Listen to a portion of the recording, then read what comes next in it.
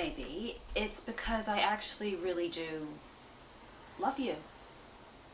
Did you ever think of that possibility? Come off it, Mary. Why don't you believe me?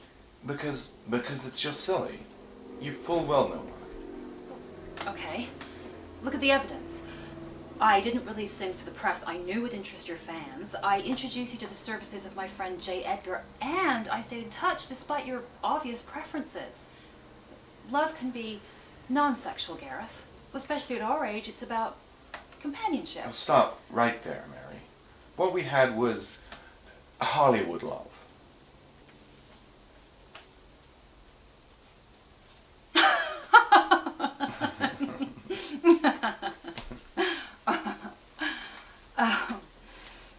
Well, you knew so many beautiful women and men, and you were a heartthrob. There must have been someone special. I guess I never found the right person.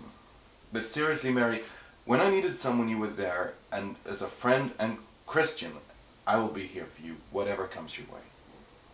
So, you're supporting me because I supported you, not because you believe what I did was correct? Good summation.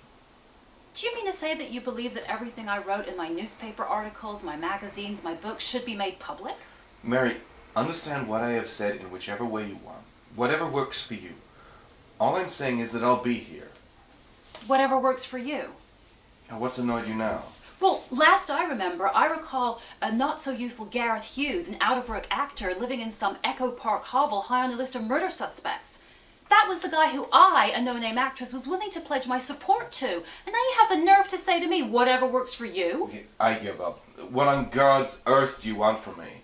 I need to know that you believe in the things that I did. You don't see any way out of this without causing more damage, do you? I decided to move on with my life. I answered a higher calling. You mean you decided to continue acting even after the cameras had stopped rolling and the studios had forgotten your number? I learned to forgive those that had exploited me. Here is my point. By forgiving those people who took advantage of this innocent, I have freed myself from any guilt that you might assume I'd feel. It wasn't all my fault. I learned to forgive myself. Gareth, you sound like some cheap shrimp from the valley who's churning out platitudes to moaning mammy from Minnesota, who, by the way, was getting screwed by the casting director after the audition and is now bitching she didn't get a call back. Did that ever happen to you, Mary? Is that the reason for your anger still? Simmering away under your loud hats? It's about trying to remain human in a dream factory where everything's an illusion. That's not easy. There's not a lot of love in Hollywood, Gareth.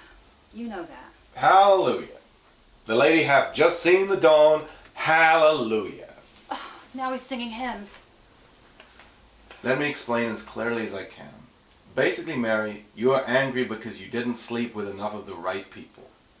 You screwed yourself, sweetheart.